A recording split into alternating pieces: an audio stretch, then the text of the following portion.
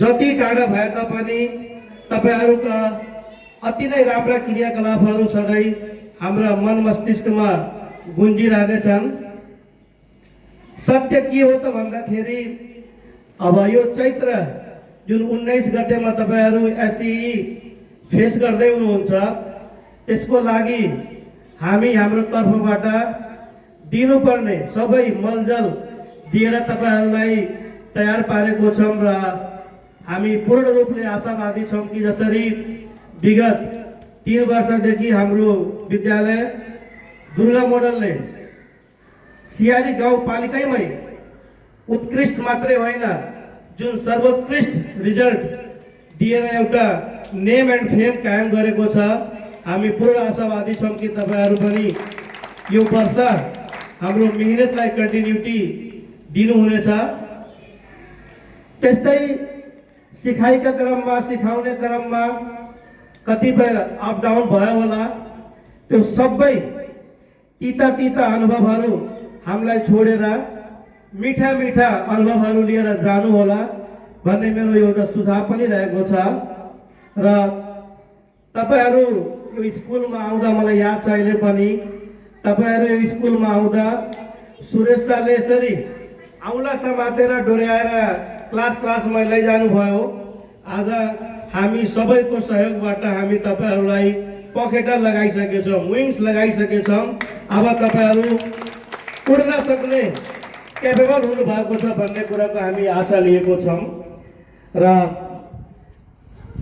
यसरी भन्दै गर्दा तपाईहरुलाई धेरै कुराहरू अझै हामीले पढ्न जान्ने कुरा सिक्ने कुराहरू हामी कक्षामा सिकाएकै छौं। र एउटा कुरा भनाइ छ कि discipline is the best ornament of every student. Discipline is the most precious ornament of every student. विगत जसरी दुर्गा मोडलबाट पास भएर गएका विद्यार्थी भाइ बहिनीहरू आज जहाँ पनि जान्छन् उनीहरू यहाँ सिकेका अनुशासनले बाहिर सबै ठाउँमा उत्कृष्ट तरिकाले चिनिने गर्छन्। कहाँ पढेको हो? Durga model academy.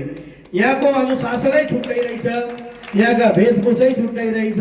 र जसरी पहिलाका विद्यार्थी भाइ बहिनीहरूले हाम्रो नाम ठाउँ ठाउँमा सियारी गाउँपालिकामा मात्र होइन कि रूपन्देही जिल्लामा जसरी एउटा नमुनाको रूपमा पेश गरेका छन्, हामी पूर्ण रूपले आशावादी छौं कि यो हाम्रो 4th ब्याच पनि हाम्रो सोच हाम्रो विचार अझै माथिसम्म लैजानेछन्। र आज जसरी हामी हेरिरहेछौं तपाईहरु एउटै ड्रेसमा एउटै युनिफर्ममा बस्नु भएको छ, ठूलो चाहना छ भोलि कसैलाई यी मध्येमा पाइलट भएको देख्न पाऊँ, यिनी मध्येमा कसैलाई डाक्टर भएको हेर्न चाहौं, कोही इन्जिनियर बनेर आओस् र त्यति बेला दुर्गा मोडल तपाईहरुलाई स्वागत गर्न एकदमै अतुर रहनेछ। र यति भन्दै वन्स अगेन तपाईहरु दूरीले टाढा भए तापनि तपाईहरुको राम्रो छाप राम्रो व्यवहार जुन हामीले विगत 4 वर्षदेखि बितायौं हैन, त्यो मेमोरी त्यो सम्झनाहरू सधैँभरि हाम्रो मन मस्तिष्कमा रहिरहनेछ।